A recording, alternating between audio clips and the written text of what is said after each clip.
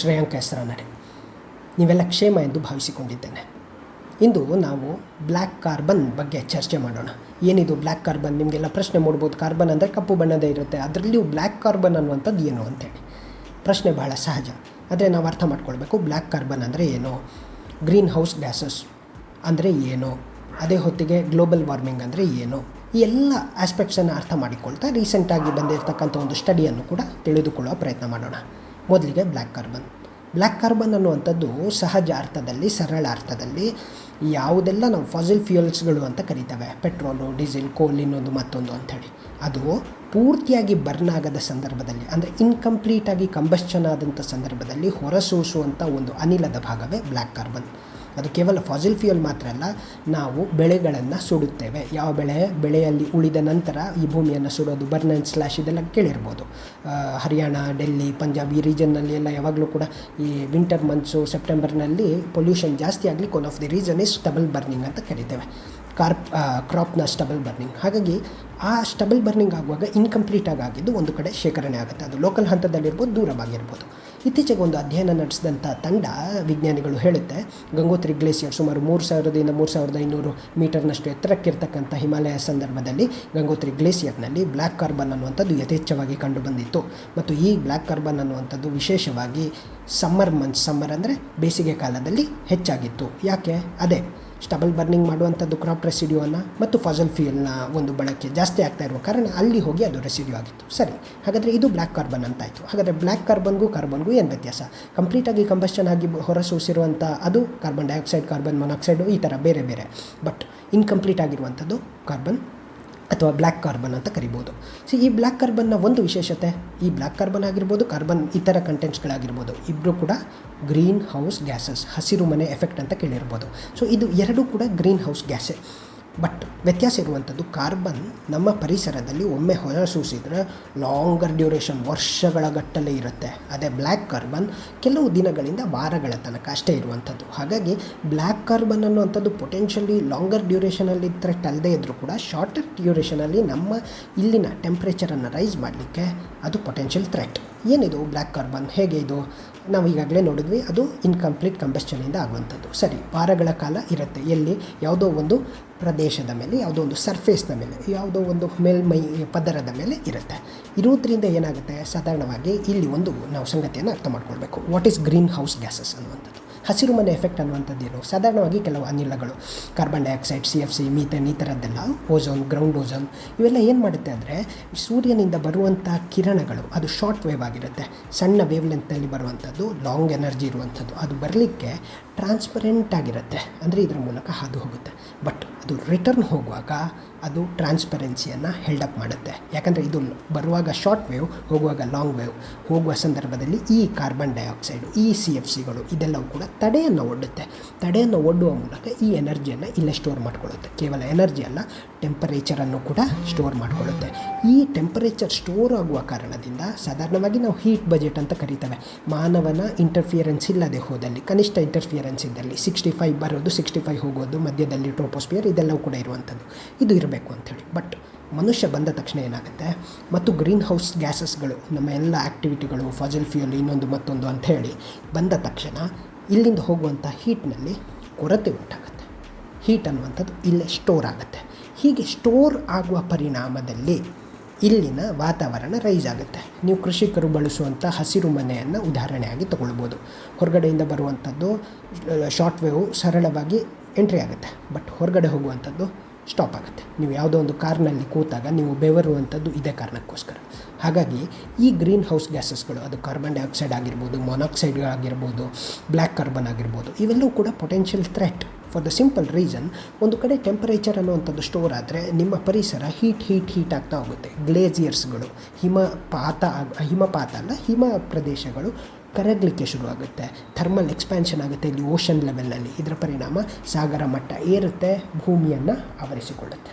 ಇವತ್ತು ಸಾಕಷ್ಟು ಸಂದರ್ಭದಲ್ಲಿ ನಾವು ಜಾಗತಿಕ ತಾಪಮಾನ ಏರಿಕೆ, ಸಮುದ್ರ ಮಟ್ಟ ಏರಿಕೆ ಅಂದರೆ ಇದೇ ಆಗ್ತಾ ಇರುವಂಥದ್ದು, ಬೇರೆ ಏನೂ ಅಲ್ಲ. ಗ್ರೀನ್ ಹೌಸ್ ಗ್ಯಾಸಸ್ಗಳನ್ನು ನಾವು ಲಿಮಿಟ್ ಮಾಡದೆ ಹೋದಲ್ಲಿ ಅವು ಏರಿಕೆಯನ್ನು ಕಾಣುತ್ತೆ. ಸರಿ, ಮತ್ತು ಬ್ಲ್ಯಾಕ್ ಕಾರ್ಬನ್ಗೆ ಬರೋಣ. ಏನಾಯಿತು, ಈ ಬ್ಲ್ಯಾಕ್ ಕಾರ್ಬನ್ ಶಾರ್ಟ್ ಡ್ಯೂರೇಷನ್ ಅಂತ ಹೇಳಿದೆ ಅಲ್ವಾ. ಬಟ್ ಏನಾಗುತ್ತೆ, ನಾವು ಆಲ್ಬಿಡೋ ಅನ್ನುವಂಥ ಒಂದು ಕಾನ್ಸೆಪ್ಟ್ ಬರುತ್ತೆ ಎನ್ವೈರ್ಮೆಂಟಲ್ಲಿ. ಏನದು ಆಲ್ಬಿಡೋ ಅನ್ನುವಂಥದ್ದು? ಬ್ಲ್ಯಾಕ್ ಬಾಡಿಗೆ 0 ಇರುತ್ತೆ, ವೈಟ್ ಬಾಡಿಗೆ ಹೈಯೆಸ್ಟ್ ಇರುತ್ತೆ. ಹೈಯೆಸ್ಟ್ ಇದ್ದದ್ದು ಏನು, ಈ ಆಲ್ಬಿಡೋ ಅನ್ನುವಂಥದ್ದು ಒಂದು ಸರ್ಫೇಸು. ವೈಟ್ ಬಟ್ಟೆ ಮೇಲೆ, ವೈಟ್ ಯಾವುದೋ ಒಂದು ಬಿಳಿಯಾಗಿರ್ತಕ್ಕಂಥ ಸರ್ಫೇಸ್ ಮೇಲೆ ಲೈಟ್ ಬಿದ್ದರೆ ಅದು ರಿಫ್ಲೆಕ್ಟ್ ಆಗುತ್ತೆ. ಬ್ಲ್ಯಾಕ್ ಇದ್ದರೆ ಅದು ಅಟ್ರ್ಯಾಕ್ಟ್ ಆಗುತ್ತೆ. ಅದೇ ಕಾರಣಕ್ಕೆ ಕಾರ್ಬನ್ ಇರುವಂಥ ಪ್ರದೇಶದಲ್ಲಿ, ಬ್ಲ್ಯಾಕ್ ಕಾರ್ಬನ್ ಇರುವಂಥ ಪ್ರದೇಶದಲ್ಲಿ ಹೀಟ್ ಅನ್ನುವಂಥದ್ದು, ಎನರ್ಜಿ ಅನ್ನುವಂಥದ್ದು ಸ್ಟೋರ್ ಆಗುತ್ತೆ, ಇಲ್ಲಿ ಉಳಿದುಕೊಳ್ಳುತ್ತೆ, ಇಲ್ಲಿನ ಟೆಂಪ್ರೇಚರನ್ನು ರೈಸ್ ಮಾಡುತ್ತೆ. ನಿಮಗೆಲ್ಲ ಗೊತ್ತಿರಲಿ, ವಿಜ್ಞಾನ ಪಠ್ಯಪುಸ್ತಕದಲ್ಲೂ ಇರುತ್ತೆ, ಹಿರಿಯರು ಹೇಳಿರ್ತಾರೆ, ನೀವು ಬೇಸಿಗೆಯಲ್ಲಿ ವಿಶೇಷವಾಗಿ ಕಪ್ಪು ಬಟ್ಟೆಯನ್ನು ಧರಿಸಬೇಡಿ, ಬಿಳಿ ವಸ್ತ್ರವನ್ನೇ ಧರಿಸಿ. ಯಾಕೆ? ಕಪ್ಪು ಆ ಒಂದು ಟೆಂಪ್ರೇಚರನ್ನು ಅಟ್ರ್ಯಾಕ್ಟ್ ಮಾಡಿಕೊಳ್ಳುತ್ತೆ, ಹೀಟನ್ನು ನಿಮ್ಮಲ್ಲಿ ಉಳಿಸುತ್ತೆ, ಅಥವಾ ಹೀಟ್ ನಿಮಗೆ ಬರೋ ರೀತಿಯಲ್ಲಿ ಮಾಡುತ್ತೆ. ಅದೇ ವೈಟ್ ಇದ್ದರೆ ರಿಫ್ಲೆಕ್ಟ್ ಆಗುತ್ತೆ. ನಿಮ್ಮ ರೂಫ್ ಟಾಪು ಸಾಧಾರಣವಾಗಿ ನಿಮ್ಮ ರೂಫ್ ಟಾಪ್ ಬಿಳಿಯಾಗಿದ್ದರೆ, ಬಿಳಿ ಬಣ್ಣದ್ದಾಗಿದ್ದರೆ, ಪಿಂಕ್ ಆಗಿದ್ದರೆ, ಬೇರೆ ಯಾವುದೇ ಬಣ್ಣ ಬ್ಲ್ಯಾಕನ್ನು ಬಿಟ್ಟು ಆಗಿದ್ದರೆ ನಿಮಗೆ ಬರುವಂಥ ಟೆಂಪ್ರೇಚರ್ ಕಡಿಮೆ ಆಗುತ್ತೆ, ನೀವು ಸ್ವಲ್ಪ ಕೋಲ್ಡ್ ಫೀಲ್ ಮಾಡ್ತೀವಿ. For the simple reason, heat store ಆಗಲ್ಲ, ರಿಫ್ಲೆಕ್ಟ್ ಆಗುತ್ತೆ. ಅದೇ ಬ್ಲ್ಯಾಕ್ ಬಾಡಿ ಇದ್ದರೆ ಕುದಿದು ಹೋಗುವಂಥ ಸಾಧ್ಯತೆ ಇರುತ್ತೆ. ಹಾಗಾಗಿ ಈ ಒಂದು ವಾಸ್ತವವನ್ನು ಅರ್ಥ ಮಾಡಿಕೊಂಡು we must understand, when there is a black carbon, when there is a carbon dioxide, body ಅನ್ನುವಂಥದ್ದು ಬ್ಲ್ಯಾಕ್ ಆಗುತ್ತೆ, ಸರ್ಫೇಸ್ ಅನ್ನುವಂಥದ್ದು ಬ್ಲ್ಯಾಕ್ ಆಗುತ್ತೆ, ಎನರ್ಜಿಯನ್ನು ಸ್ಟೋರ್ ಮಾಡ್ಕೊಳ್ಳುತ್ತೆ, ಎನರ್ಜಿ ಹೋಗ್ಲಿಕ್ಕೆ ಬಿಡಲ್ಲ. ನಾವು ಈಗಾಗಲೇ ಹೇಳಿದ್ವಲ್ಲ, ಗ್ರೀನ್ ಹೌಸ್ ಗ್ಯಾಸಲ್ಲಿ ಏನಾಗುತ್ತೆ, ಇದರೆಲ್ಲ ಪರಿಣಾಮ ಗ್ಲೋಬಲ್ ವಾರ್ಮಿಂಗ್ ಆಗುತ್ತೆ. ಪ್ರೀ ಇಂಡಸ್ಟ್ರಿಯಲ್ ಲೆವೆಲ್ ಅಂತ ಹೇಳ್ತೀವಿ. ಇಂಡಸ್ಟ್ರಿಯಲ್ ರೆವಲ್ಯೂಷನ್ ಆಗೋದಕ್ಕಿಂತ ಮುಂಚೆ ಯಾವುದೆಲ್ಲ ಸಂದರ್ಭದಲ್ಲಿ ಯಾವ ಟೆಂಪ್ರೇಚರ್ ಇತ್ತು ಅದನ್ನು ಆ ಒಂದು ಟೆಂಪ್ರೇಚರ್ ಟಾರ್ಗೆಟನ್ನು ರೀಚ್ ಆಗಬೇಕು. ಅದಕ್ಕಿಂತ 1.5, 2 ಹೀಗೆ ಬೇರೆ ಬೇರೆ ಟಾರ್ಗೆಟ್ಸನ್ನು ಕೊಡ್ತಾ ಹೋಗ್ತೇವೆ. ಕ್ಯೋಟೋ ಪ್ರೋಟೋಕಾಲ್ನಲ್ಲಿ ಒಂದು, ಪ್ಯಾರಿಸ್ ಕ್ಲೈಮೇಟ್ ಚೇಂಜ್ ಅಗ್ರಿಮೆಂಟಲ್ಲಿ ಮತ್ತೊಂದು, ಹೀಗೆ ಹೇಳ್ತಾ ಹೋಗ್ತೇವೆ. ಬಟ್ ಬೇಸಿಕ್ ಅಂಡರ್ಸ್ಟ್ಯಾಂಡಿಂಗ್ ಏನು ಅಂತ ಹೇಳಿದ್ರೆ, ಈ ಬ್ಲ್ಯಾಕ್ ಕಾರ್ಬನ್ನು ಸಣ್ಣ ಕಾಲಘಟ್ಟದಲ್ಲಿ, ಕಾರ್ಬನ್ ಅನ್ನುವಂಥದ್ದು ಸುದೀರ್ಘ ಅವಧಿಯಲ್ಲಿ, ವರ್ಷಗಳ ಅವಧಿಯಲ್ಲಿ ಇದು ನಮ್ಮ ಪರಿಸರವನ್ನು, ನಮ್ಮ ಎನ್ವೈರ್ಮೆಂಟನ್ನು ಆವರಿಸಿಕೊಳ್ತಾ ಇರುವಷ್ಟು ನಮ್ಮ ಹೀಟ್ ಬಜೆಟ್ ಅನ್ನುವಂಥ 65 ಏನಿರಬೇಕು ಇಂಬ್ಯಾಲೆನ್ಸ್ ಆಗುತ್ತೆ, ಬರೋದು ಜಾಸ್ತಿ ಆಗುತ್ತೆ, ಹೋಗೋದು ಕಡಿಮೆ ಆಗುತ್ತೆ. ಹೀಟ್, ನಾವೊಂದು ಹೀಟ್ ಕಂಟೈನರಲ್ಲಿ ಸ್ಟೋರ್ ಆಗ್ತಾ ಹೋಗ್ತಾ ಇರ್ತೇವೆ, ಹೀಟ್ ಅನ್ನುವಂಥದ್ದು ರೈಸ್ ಆಗ್ತಾ ಹೋಗುತ್ತೆ. ಈ ರೈಸ್ ಆಗುವಂಥ ಪರಿಣಾಮ ಪ್ರಕೃತಿ ವಿಕೋಪಗಳಾಗುವಂಥದ್ದು. ಬೇರೆ ಬೇರೆ ಸಂದರ್ಭದಲ್ಲಿ ನೆರೆ, ಬರ, ಇನ್ನೊಂದು ಮತ್ತೊಂದು, ಗ್ಲೇಸಿಯರ್ ಕರಗುವಂಥದ್ದು, ಸಮುದ್ರ ಮಟ್ಟ ಏರುವಂಥದ್ದು, ಯಾವುದೋ ಒಂದು ಸಂದರ್ಭದಲ್ಲಿ ಯಾವುದೋ ಒಂದು ಪ್ರದೇಶದಲ್ಲಿ ವಿಶೇಷವಾಗಿ ಎಲ್ನೀನೋ ಆದರೆ ಬೆಟರ್ ಭಾರತಕ್ಕೆ ಅಂತ ಹೇಳಿದರೆ ಲಾನಿನಾ ಆಗಿಬಿಡುವಂಥದ್ದು, ಸಡನ್ನಾಗಿ ರಿವರ್ಸಲ್ಲು. ಬ್ರೆಜಿಲ್ನಂಥ ಬ್ರೆಜಿಲಲ್ಲ, ನಮ್ಮ ಸೌತ್ ಅಮೇರಿಕಾದ ಕೆಲವು ಭಾಗಗಳಲ್ಲಿ, ಅದು ಪಶ್ಚಿಮ ಭಾಗ ಅಂತ ನಾವು ಕರೀತೇವೆ. ಸೊ ಆ ಭಾಗಗಳಲ್ಲಿ ವಿಪರೀತವಾಗಿ ಫ್ಲಡ್ ಆಗುವಂಥದ್ದು, ಬಟ್ ಇಲ್ಲಿ ಬರ ಶುರುವಾಗುವಂಥದ್ದು, ಗ್ರೇಟ್ ಇಂಡಿಯನ್ ಡೈಪೋಲ್, ಈ ಥರದ ಬೇರೆ ಬೇರೆ ಪ್ರಾಸೆಸ್ ಫಿನೋಮಿನನ್ ಆಗುತ್ತೆ. ಬಟ್ ಬೇಸಿಕ್ ಕಾನ್ಸೆಪ್ಷನ್ ಏನು ಅರ್ಥ ಮಾಡ್ಕೊಳ್ಬೇಕು, ಈ black carbon incomplete combustion, stubble burning, ಅನೇಕ ಬಾರಿ ಹೇಳುತ್ತೆ ಸರ್ಕಾರ ಎಲ್ಲ, ನೀವು ಸ್ಟಬಲ್ ಬರ್ನಿಂಗನ್ನು ಮಾಡಬೇಡಿ, ಕ್ರಾಪ್ ರೆಸಿಡ್ಯೂವನ್ನು ಸುಡಬೇಡಿ, ನಿಮಗೇನಾದರೂ ಹೆಲ್ಪ್ ಮಾಡ್ತೇವೆ. ಯಾಕೆ? ನಿಮ್ಗೆ ಹರಿಯಾಣ, ಪಂಜಾಬ್ ಈ ಚಿತ್ರಣ ಎಲ್ಲ ಗೊತ್ತಿರ್ಬೋದು. ಸೆಪ್ಟೆಂಬರ್, ಅಕ್ಟೋಬರ್ ತಿಂಗಳಲ್ಲಿ ಸರಿಯಾಗಿ ಅವರು ಕ್ರಾಪ್ ರೆಸಿಡ್ಯೂವನ್ನು ಸುಟ್ಟಾಕ್ತಾರೆ. ಅದರ ಎನ್ವೈರ್ಮೆಂಟ್ ಪೊಲ್ಯೂಷನ್ ಎಲ್ಲ ಬಂದು ಡೆಲ್ಲಿಯನ್ನು ಆಕ್ರಮಿಸ್ಕೊಳ್ಳುತ್ತೆ. Delhi will become a kind of a gas chamber. ಈ ಎಷ್ಟು ಮಟ್ಟಿಗೆ ಉಸಿರಾಡಲಿಕ್ಕಾಗದ ಪರಿಸ್ಥಿತಿ ಇರುತ್ತೆ ಅಂತ ಹೇಳಿದರೆ ಸರ್ಕಾರ ಆಡ್ ಈವನ್ ರೂಲ್ ತರುತ್ತೆ, ದೊಡ್ಡ ಟವರನ್ನು ಹಾಕುತ್ತೆ, ಏರ್ ಪ್ಯೂರಿಫೈ ಘಟಕಗಳನ್ನು ನಿರ್ಮಿಸುತ್ತೆ. ಯಾರಿಗೋ ಹೇಳ್ತಾರೆ ಇದು ವಾಹನಗಳು ಚಲಿಸೋದ್ರಿಂದ ಬರ್ತಾ ಇರುವಂಥದ್ದು, ಇದು ದೊಡ್ಡ ಕೈಗಾರಿಕೆಗಳಿಂದ ಬರೋ ಇನ್ನೊಂದು ಮತ್ತೊಂದು. ಬಟ್ ಬೇಸಿಕ್ ಕನ್ಸೆಪ್ಷನ್ ಎಲ್ಲವೂ ಕೂಡ ಕಲೆಕ್ಟೆಡ್ ಆಗಿರುವಂಥದ್ದು. ಯಾವುದೋ ಒಂದು ಸೆಕ್ಟರನ್ನು ನಾವು ನೇರವಾಗಿ ಟಾರ್ಗೆಟ್, ಆಫ್ಕೋರ್ಸ್ ಕೆಮಿಕಲ್ ಮತ್ತು industrial sector, this is the highest ಪೊಲ್ಯೂಟರ್ that does not make or that should not stop us from controlling other aspects. Crops residue burning ಇರ್ಬೋದು, ವೆಹಿಕಲಿಂದ ಇರ್ಬೋದು, ಬೇರೆ ಬೇರೆ ನಾವು ಕೈಗಾರಿಕೆ ಅಥವಾ ನಾವು ವಿದ್ಯುತ್ತನ್ನು ಕೋಲ್ ಬೇಸ್ಡ್ ಆಗದೇ ಇರತಕ್ಕಂಥ ವಿದ್ಯುತ್ತನ್ನು ತಯಾರಿಸುವಂಥದ್ದು, ಈ ಥರದ್ದು ಸಾಕಷ್ಟು ಸಂಗತಿಗಳಿರುತ್ತೆ. ಇನ್ನು ನಿತ್ಯದ ಸಂದರ್ಭದಲ್ಲಿ ನಾವೇ ಎಷ್ಟು ಪೊಲ್ಯೂಟ್ ಮಾಡ್ತಾ ಇರ್ತೇವೆ, ನಾವೇ ಎಷ್ಟು ಗ್ರೀನ್ ಹೌಸನ್ನು ರಿಲೀಸ್ ಮಾಡ್ತಾ ಇರ್ತೇವೆ. ಯಾವುದೋ ಒಂದು ಫ್ರಿಜ್ಜನ್ನು ಬಳಸೋದ್ರಿಂದ, ಯಾವುದೋ ಒಂದು AC ಬಳಸೋದ್ರಿಂದ ಸಾಕಷ್ಟು ರೀತಿ ಗ್ರೀನ್ ಹೌಸನ್ನು ನಾವು ಕಾಂಟ್ರಿಬ್ಯೂಟ್ ಮಾಡ್ತಾ ಇರ್ತೇವೆ. ಬಟ್ ಈ ಬ್ಲ್ಯಾಕ್ ಕಾರ್ಬನ್ನ ಒಂದು ಮತ್ತು ಟರ್ಬನ್ನ ವ್ಯತ್ಯಾಸ ನಮಗೆ ಅರ್ಥ ಆಯಿತು. At the same time green house gas ಅಂದರೆ ಏನು ಅನ್ನುವಂಥದ್ದು ತಿಳಿಯಿತು, ಗ್ಲೋಬಲ್ ವಾರ್ಮಿಂಗ್ ಅಂದರೆ ಏನು ಅನ್ನುವಂಥದ್ದು ಅರ್ಥ ಆಯಿತು. ಮತ್ತು ನಾವು ಹೇಗೆ ಕಲೆಕ್ಟಿವ್ ಆಗಿ ಫೈಟ್ ಮಾಡಬೇಕು. ಕ್ಯೋಟೋ ಪ್ರೋಟೋಕಾಲ್ ಹೇಳುತ್ತೆ, ಏನು ಮಾಡಬೇಕು, ಈ ಮುಂದುವರಿದ ದೇಶಗಳು ಒಂದಷ್ಟು ಟಾರ್ಗೆಟನ್ನು ಹಾಕ್ಕೊಳ್ಬೇಕು ಮತ್ತು ಅದನ್ನು ಬ್ರೀಚ್ ಮಾಡಿದರೆ, ಅದರ ಒಂದು ಕಾರ್ಬನ್ನ ಬಜೆಟನ್ನು ಬ್ರೀಚ್ ಮಾಡಿದರೆ ನೀವು ದುಡ್ಡು ಕೊಟ್ಟು ಇನ್ನೊಂದನ್ನು ಅದನ್ನು ಎಕ್ಸ್ಟೆಂಡ್ ಮಾಡ್ಕೊಳ್ಬೇಕು. ಈ ಥರದ್ದೆಲ್ಲ ಕಾಂಪ್ಲೆಕ್ಸ್ ಆದಂಥ ಬಟ್ ಬಹಳ ಸರಳವಾಗಿರ್ತಕ್ಕಂಥದ್ದು. ಪ್ಯಾರಿಸ್ ಕೂಡ ಅದನ್ನು ಹೇಳುತ್ತೆ, ನಿಮ್ಮ ಕಾರ್ಬನ್ ಎಮಿಷನ್ ಏನಿದೆ, ನಿಮ್ಮ ಕಾರ್ಬನ್ ಬಜೆಟ್ ಏನಿದೆ ಅದನ್ನು ರಿಸ್ಟ್ರಿಕ್ಟ್ ಮಾಡ್ತಾ ರೆಡ್ಯೂಸ್ ಮಾಡ್ತಾ ಒಂದಷ್ಟು ಈ ನಮ್ಮ ಗ್ರೀನ್ ಹೌಸ್ ಗ್ಯಾಸಿಗೆ ಪೂರಕವಾದಂಥ ಕೆಲವಷ್ಟು ಇಂಡಸ್ಟ್ರಿಗಳನ್ನು ಕೆಲವಷ್ಟು ಆ್ಯಕ್ಟಿವಿಟಿಗಳನ್ನು ಕಂಟೈನ್ ಮಾಡ್ತಾ ಹೋಗಬೇಕು. ಸಸ್ಟೈನಬಲ್ ಡೆವಲಪ್ಮೆಂಟ್ ಗೋಲನ್ನು ರೀಚ್ ಆಗಬೇಕು. ಎನ್ವೈರ್ಮೆಂಟ್ ಫ್ರೆಂಡ್ಲಿ ಆಗಿರ್ತಕ್ಕಂಥ ಆ್ಯಕ್ಟಿವಿಟೀಸ್ಗಳನ್ನು ಎಕನಾಮಿಯನ್ನು ಬೆಳೆಸ್ಕೊಳ್ತಾ ಹೋಗಬೇಕು. ಈ ಥರದ ಕಾನ್ಸೆಪ್ಟನ್ನು ಎಲ್ಲ ಹೇಳ್ತಾ ಬರ್ತಾರೆ. ಇದೆಲ್ಲವನ್ನು ಹೇಳಿದರೂ ಕೂಡ ಮನುಷ್ಯ ಅಥವಾ ನಾವು ಈ ಸಮಾಜ ಒಟ್ಟಾರೆಯಾಗಿ ನಾವು ಲಾಭದ ದೃಷ್ಟಿಕೋನವೋ ಅಥವಾ ಬೇರೆ ಯಾವುದೇ ಕಾರಣ ಇರ್ಬೋದು, ನಾವು ಸಾಧಾರಣವಾಗಿ ಈ ಕಾಮನ್ ಬಟ್ ಡಿಫ್ರೆನ್ಷಿಯೇಟೆಡ್ ಅಪ್ರೋಚ್ ಅಂತ ಹೇಳುವಂಥದ್ದಿದೆ. Common but differentiated approach, CBD ಅನ್ನುವಂಥದ್ದು. ಸಾಧಾರಣ ನಾವು ಪ್ಯಾರಿಸ್ ಕ್ಲೈಮೇಟ್ ಚೇಂಜು ಈ ಥರದ್ದಲ್ಲೆಲ್ಲ ಬಂದಾಗ ಹೇಳುವಂಥದ್ದಿದೆ. ಸರಿ, ಎಲ್ಲರೂ ಕೂಡ ಫ್ಲೈಟ್ ಮಾಡೋಣ, ಆದರೆ ಮುಂದುವರಿದ ದೇಶಗಳು ಈಗಾಗಲೇ ಆ ಲಾಭವನ್ನು ಬಳಸ್ಕೊಂಡು ಬಿಟ್ಟಿದೆ. ಕೋಲ್ ಬೇಸ್ಡ್ ಆಗಿ ಕಂಬಸ್ಚನ್ನಲ್ಲಿ ಬೆಳೆಸ್ಕೊಂಡು ಎನರ್ಜಿಯನ್ನು ತಯಾರಿಸ್ಕೊಂಡು ತಾವು ಮುಂದೆ ಬರ್ತಿದೆ. ಅದರ ಅವರು ಕಂಟೈನ್ ಮಾಡಬೇಕಾದಂಥ ಟಾರ್ಗೆಟೇ ಬೇರೆ. ಡೆವಲಪಿಂಗ್ ಕಂಟ್ರೀಸು ಈಗಷ್ಟೇ ಅದರ ಲಾಭವನ್ನು ಪಡೀತಾ ಇದೆ. ಈ ಸಂದರ್ಭದಲ್ಲಿ ನೀವು ಕೋಲನ್ನು ಬಳಸಬೇಡಿ, ಇನ್ನೊಂದು ಬಳಸಬೇಡಿ ಅಂದರೆ ನಮ್ಮ ಬೆಳವಣಿಗೆಗೆ ಹಾನಿಯಾಗಿ ಬಿಡುತ್ತೆ. ಹಾಗಾಗಿ ಅಭಿವೃದ್ಧಿ ಹೊಂದಿದ ದೇಶಗಳು, ಅದು ಚೀನಾ ಆಗಿರ್ಬೋದು, China of course developing still, Russia ಆಗಿರ್ಬೋದು, ಇವರೆಲ್ಲರೂ ಕೆನಡಾ ಆಗಿರ್ಬೋದು, UK, ಇವರೆಲ್ಲರೂ ಕೂಡ ಜಾಸ್ತಿ ಕಡಿಮೆ ಮಾಡಬೇಕು, ಡೆವಲಪಿಂಗ್ ಕಂಟ್ರೀಸ್ಗಳು ಸ್ವಲ್ಪ ಮಾಡಬೇಕು ಅಂತ. ಅಫ್ಕೋರ್ಸ್ ಏನೋ ಒಂದು ಕನ್ಸೆನ್ಸಸ್ ಇರ್ಬೋದು, ಏನಾದರೂ ಇರ್ಬೋದು. Basic idea is very simple. Over the period of time ಈ ಡೆವಲಪ್ಡ್ ಅನ್ನುವಂಥದ್ದು ನಿಧಾನವಾಗಿ ಶ್ರಿಂಕ್ ಆಗ್ತಾ ಹೋಗಬೇಕು. ಡೆವಲಪ್ಡ್ ಆಗಿರ್ತಕ್ಕಂಥ ಕಂಟ್ರೀಸ್ ಸಾಕಷ್ಟು ಪೊಲ್ಯೂಷನ್ ಮಾಡಿದೆ, ಅವರ ರೆಸ್ಪಾನ್ಸಿಬಿಲಿಟಿ ಲಯಬಿಲಿಟಿ ದೊಡ್ಡ ಮಟ್ಟದ್ದು. ಭಾರತ ಕೂಡ ಅದೇ ಟಾರ್ಗೆಟನ್ನು ರೀಚ್ ಆಗಬೇಕು. ನ್ಯಾಷನಲ್ ಲೆವೆಲಲ್ಲೂ ಕೂಡ ನಾವು ಕ್ಲೈಮೇಟ್ ಚೇಂಜ್ ಆ್ಯಕ್ಷನ್ ಪ್ಲ್ಯಾನ್ ಅನ್ನುವಂಥದ್ದಿದೆ. ಅದು ಪ್ಯಾರಿಸ್ ಅಗ್ರಿಮೆಂಟಿಗೆ ಪೂರಕವಾಗಿ ಮತ್ತು ಮಿನಿಸ್ಟ್ರಿ ಆಫ್ ಎನ್ವೈರ್ಮೆಂಟ್ನ ಅಡಿಯಲ್ಲಿ ಬರುವಂಥದ್ದು. ನದಿ ರಕ್ಷಣೆ, ಆಮೇಲೆ ಮರ ಬೆಳೆಸುವಂಥದ್ದು, ಹಿಮಾಲಯ ರಕ್ಷಣೆ, ಈ ಥರದ್ದೆಲ್ಲ 7-8 ಆ್ಯಕ್ಷನ್ ಅಜೆಂಡಾ ಪ್ಲ್ಯಾನ್ಸ್ಗಳಿದೆ. ಇದೆಲ್ಲವನ್ನು ಅರ್ಥ ಮಾಡಿಕೊಂಡು ನಾವು ಒಂದು ಸಂಗತಿಯನ್ನು ಬಹಳ ಸರಳವಾಗಿ ಅರ್ಥ ಮಾಡ್ಕೊಳ್ಬೇಕು. ಈ ಬ್ಲ್ಯಾಕ್ ಕಾರ್ಬನ್ ಅನ್ನುವಂಥದ್ದು ಶಾರ್ಟ್ ಡ್ಯೂರೇಷನ್, ಕಾರ್ಬನ್ ಅನ್ನುವಂಥದ್ದು ಲಾಂಗ್ ಡ್ಯೂರೇಷನ್. ಏನೇ ಆದರೂ ಕೂಡ ಶಾರ್ಟಲ್ಲಿಯೂ ಕೂಡ ಎನರ್ಜಿಯನ್ನು ಅಟ್ರ್ಯಾಕ್ಟ್ ಮಾಡಿಕೊಂಡು ಹೊರಗಡೆ ಹೋಗೋದಾಗೆ ಸಣ್ಣ ಪ್ರಮಾಣದಲ್ಲಿ ಗ್ಲೋಬಲ್ ವಾರ್ಮಿಂಗ್ ಆಗುತ್ತೆ. ಕಾರ್ಬನ್ ಅನ್ನುವಂಥದ್ದು ದೊಡ್ಡ ಮಟ್ಟದಲ್ಲಿ ಅಂದರೆ ಸುದೀರ್ಘವಾದಂಥ ಅವಧಿಯಲ್ಲಿ ಒಂದು ನಮ್ಮಲ್ಲಿ ಗ್ಲೋಬಲ್ ವಾರ್ಮಿಂಗಿಗೆ, ಕ್ಲೈಮೇಟ್ ಚೇಂಜಿಗೆ ಕಾರಣ ಆಗುತ್ತೆ. ಎಲ್ಲ ಸಂಗತಿಗಳನ್ನು ಅರ್ಥ ಮಾಡಿಕೊಂಡ ಮೇಲೆ ನಾವು ದಿನನಿತ್ಯದ ಬದುಕಿನಲ್ಲಿ ಈಗಾಗಲೇ ಕೆಲವೊಂದಷ್ಟು ಹೇಳುವಂಥದ್ದಿದೆ. ಅರ್ಬನ್ ಐಲ್ಯಾಂಡ್ಗಳು, ಅರ್ಬನ್ ಏರಿಯಾದಲ್ಲಿರ್ತಕ್ಕಂಥ ಅನೇಕ ಪ್ರದೇಶಗಳು ಗಿಡ ಮರ ನೀರು ಇಲ್ಲದ ಕಾರಣ, ವೆಟ್ಲ್ಯಾಂಡ್ ಇಲ್ಲದ ಕಾರಣ ಉಳಿದ ಹೊರ ವರ್ತುಲ ಪ್ರದೇಶಗಳಿಗಿಂತಲೂ ಕೂಡ ಹೀಟ್ ಜಾಸ್ತಿ ಇರುತ್ತೆ. ಹಾಗಾಗಿ ರೋಡುಗಳಿಗೆ ಪಿಂಕ್ ಕಲರನ್ನು ಹಾಕಿ, ಮನೆ ಮೇಲೆ ವೈಟ್ ಕಲರನ್ನು ಹಾಕಿ, ಯಾವುದೆಲ್ಲ ರೀತಿಯಲ್ಲಿ ನೀವು ಟೆಂಪ್ರೇಚರನ್ನು ರಿಡ್ಯೂಸ್ ಮಾಡಲಿಕ್ಕಾಗುತ್ತೆ ರೈಸ್ ಆಗ್ತಾ ಇರುವಂಥ ಸಂದರ್ಭದಲ್ಲಿ ಅಂಥ ಒಂದು ಇನೋವೇಟಿವ್ ಅಪ್ರೋಚನ್ನು ತಗೊಳ್ಳಿ. ಅರ್ಬನ್ ಟ್ರಾನ್ಸ್ಪೋರ್ಟೇಷನ್ ಸಿಸ್ಟಮ್ನಲ್ಲಿ ಆದಷ್ಟು ಎಲೆಕ್ಟ್ರಿಕ್ ಮೊಬಿಲಿಟಿಗೆ ಅಥವಾ ಸೋಕಾಲ್ಡ್ ಸೋಲಾರು, ಇನ್ನೊಂದು ಮತ್ತೊಂದು ಈ ರೀತಿಯ ಕ್ಯಾಲ್ಕುಲೇಟೆಡ್ ಆದಂಥ ಅಥವಾ ಇನೋವೇಟಿವ್ ಆದಂಥ ಟೆಕ್ನಾಲಜಿಗಳ ಬಗ್ಗೆ ಯೋಚನೆ ಮಾಡ್ತಾ ಹೋಗಬೇಕು. ಆ ಕಾರಣದಿಂದ ನಾವು ಫಾಸಿಲ್ ಫ್ಯೂಯಲ್ ಯೂಸನ್ನು ಕಡಿಮೆ ಮಾಡ್ಬೋದು, ಕಂಬಸ್ಚನನ್ನು ಕಡಿಮೆ ಮಾಡ್ಬೋದು. ಇನ್ಕಂಪ್ಲೀಟ್ ಆಗಿದ್ದರೆ ಬ್ಲ್ಯಾಕ್ ಕಾರ್ಬನ್, ಕಂಪ್ಲೀಟ್ ಆಗಿದ್ದರೆ ಕಾರ್ಬನ್ನು, ಈ ಎರಡನ್ನು ಕೂಡ ಕಡಿಮೆ ಮಾಡಬೇಕಾದಂಥ ಅನಿವಾರ್ಯ ಹೊಣೆಗಾರಿಕೆ ಮನುಷ್ಯ ಕುಲದ ಮೇಲಿದೆ, ಪ್ರತಿಯೊಬ್ಬರ ಮೇಲಿದೆ. ಡೆವಲಪ್ಡ್ ಕಂಟ್ರೀಸ್ಗಳ ಮೇಲೆ ಜಾಸ್ತಿ ಇದೆ.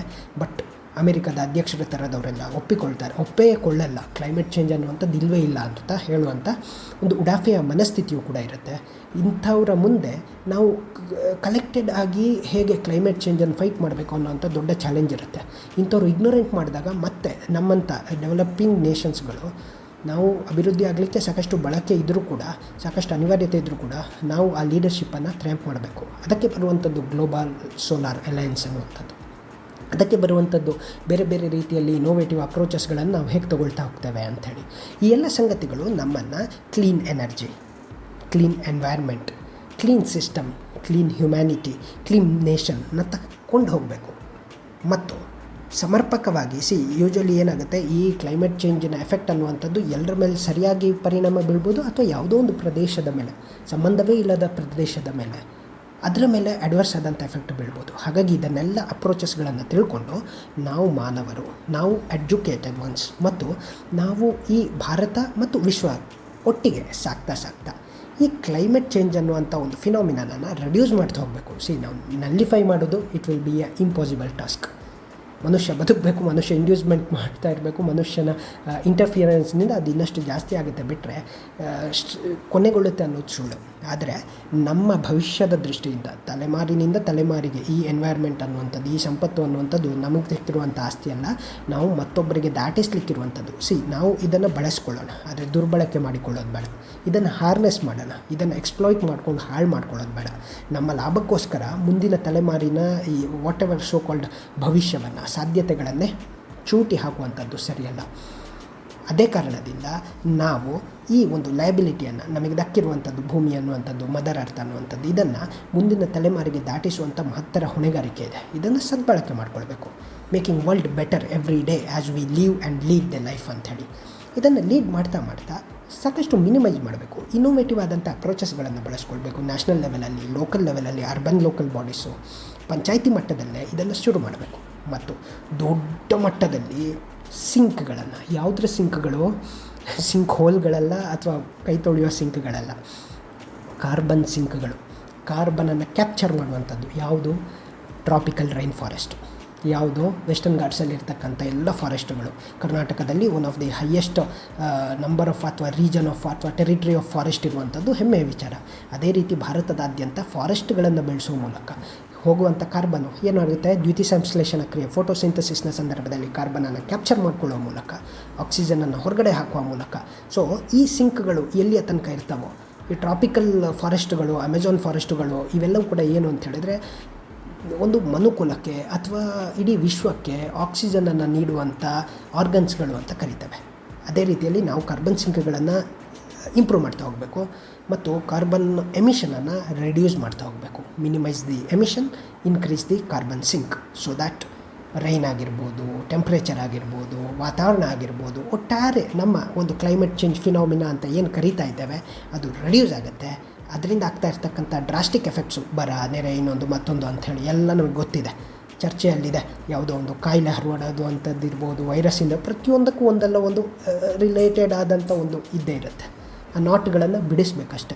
ಅದು ಕಾಂಪ್ಲೆಕ್ಸ್ ಆಗಿ ತುಂಬಿಕೊಂಡಿರುತ್ತೆ. ಆದರೆ ಅದರ ಒಂದು ರಚನೆ ಬಹಳ ಸರಳವಾಗಿರುತ್ತೆ. ಇದನ್ನು ಅರ್ಥ ಮಾಡಿಕೊಂಡು ಹ್ಯುಮ್ಯಾನಿಟಿಯ ಹಂತದಲ್ಲಿ ಮತ್ತು ನಾವೆಲ್ಲರೂ ಕೂಡ ಕಲೆಕ್ಟಿವ್ ಆಗಿ ಇದನ್ನು ಫೈಟ್ ಮಾಡಬೇಕು. ಮತ್ತು ಕ್ಲೈಮೇಟ್ ಚೇಂಜ್ ಫಿನಾಮಿನಾ ಅನ್ನುವಂಥದ್ದನ್ನು, ಅದರ ಒಂದು ತೀವ್ರತೆಯನ್ನು ಅರ್ಥ ಮಾಡ್ಕೊಳ್ಬೇಕು. ನಾವು ಒಂದು ಯಾವುದೋ ಎಕ್ಸ್ಟ್ರೀಮಲ್ಲಿ ನಿಂತ್ಕೊಂಡು ಮಾತನಾಡುವಂಥದ್ದಲ್ಲ.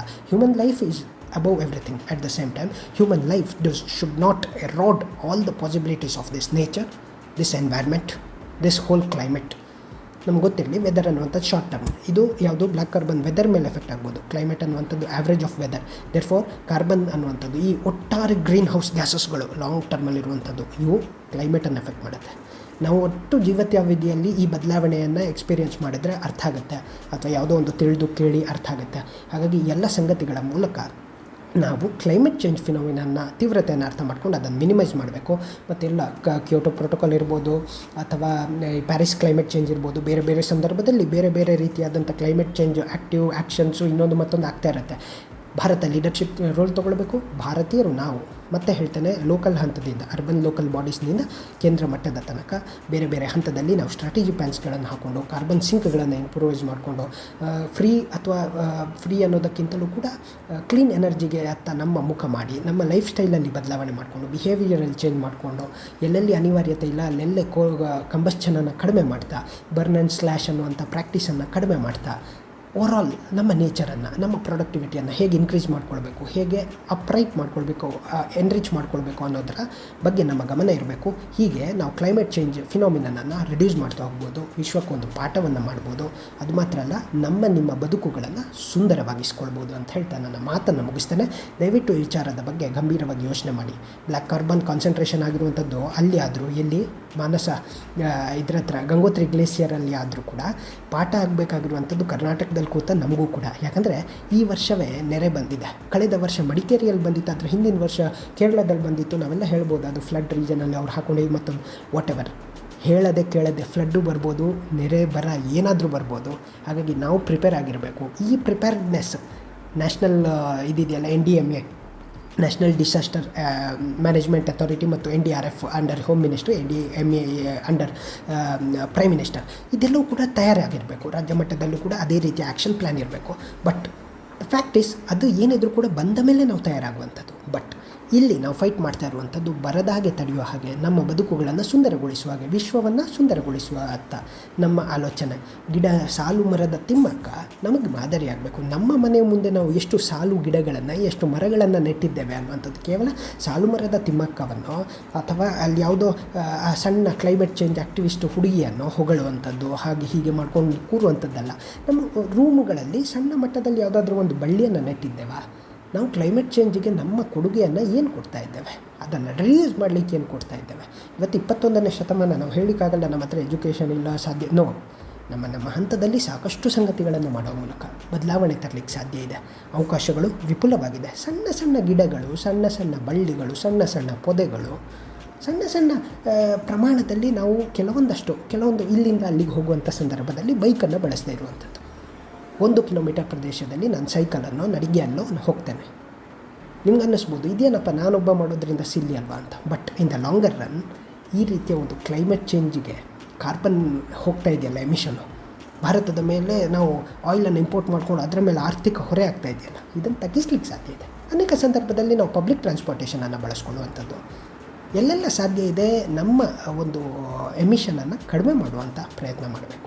ಗಿಡ ಮರ ಬಳ್ಳಿ ಹೂಗಳನ್ನೆಲ್ಲ ಬೆಳೆಸ್ಕೊಂಡು ನಮ್ಮ ಮಾನವೀಯ ಧರ್ಮಗಳನ್ನು ಮತ್ತಷ್ಟು ವಿಸ್ತರಿಸ್ತಾ, ಪ್ರತಿಯೊಬ್ಬರು ಮಾನವೀಯ ಧರ್ಮ ಅನ್ನುವಂಥದ್ದು ಕೇವಲ ಮನುಷ್ಯನ ಬದುಕು ಮಾತ್ರ ಅಲ್ಲ, ನಮ್ಮ ಸುತ್ತಮುತ್ತಲಿನ ಸಮಗ್ರರ ಬದುಕನ್ನು ಕಾಯ್ದುಕೊಳ್ಳುವಂಥದ್ದು, ಅವರ ಒಂದು ಬದುಕಿನ ಏಳ್ಗೆಗೆ ಶ್ರಮಿಸುವಂಥದ್ದು ನಿಜವಾದ ಮಾನವೀಯ ಧರ್ಮ. ಈ ಮಾನವೀಯ ಧರ್ಮವನ್ನು ವಿಸ್ತರಿಸುವಂಥ ಪ್ರಕ್ರಿಯೆಯಲ್ಲಿ ಕ್ಲೈಮೇಟ್ ಚೇಂಜ್ ಅಜೆಂಡಾವನ್ನು, ಹವಾಮಾನ ಬದಲಾವಣೆಯ ಒಂದು ತೀವ್ರತರವಾದಂಥ ಎಫೆಕ್ಟ್ಗಳನ್ನು ಇಂದಿನಿಂದಲೇ ಕಂಟ್ರೋಲ್ ಮಾಡುವಂಥ ಪ್ರಯತ್ನ ಮಾಡಿದ್ರೆ ಅದನ್ನು ಎಫೆಕ್ಟಿವ್ ಆಗಿ ಡಿಫೀಟ್ ಮಾಡುವಂಥ, ಅಟ್ಲೀಸ್ಟ್ ಮಿನಿಮೈಸ್ ಮಾಡುವಂಥ, ಡಿಫೀಟ್ ಮಾಡಲಿಕ್ಕೆ ಯಾರಿಂದನೂ ಸಾಧ್ಯ ಇಲ್ಲ.